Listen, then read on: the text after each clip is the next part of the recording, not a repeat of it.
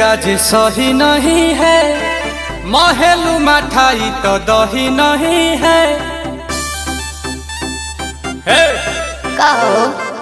लागे मिजाज आज सही नहीं है, महलू मठाई तो दही नहीं है। पानी में चीनी जैसे घोले राजा जी, घोले राजा जी।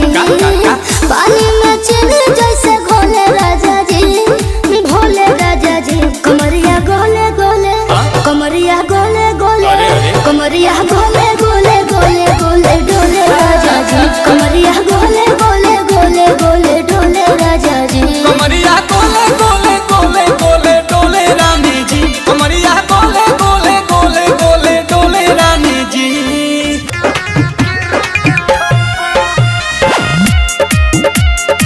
DJ Vikas Simrahi. Music by Mantu Manish. सोया अंगूरी दाते लगले काटे, हम ऊपर से लगनी जे जाते। सोया अंगूरी दाते लगले काटे, हम ऊपर से लगनी जे जाते। बाते रात एक बात रहे कुछो न बुझात, काबू भइल न जवानी गरम पर। बैठल रही के रखे थम पवन होगे, बैठल रही के रखे थम पर।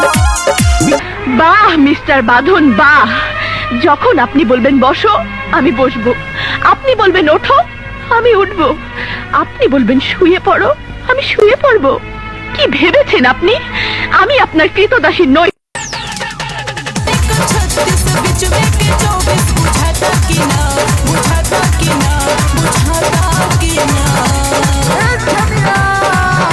बताओ ये गोरी हमरा गन्ना के रस तोरा ढोरी में सही सही काटा कि ना। बताओ ये गोरी हमरा गन्ना के रस तोरा ढोरी में सही सही काटा कि ना। আপনাকে আমার ভালো লাগে। কি করে মিথ্যাবাদী।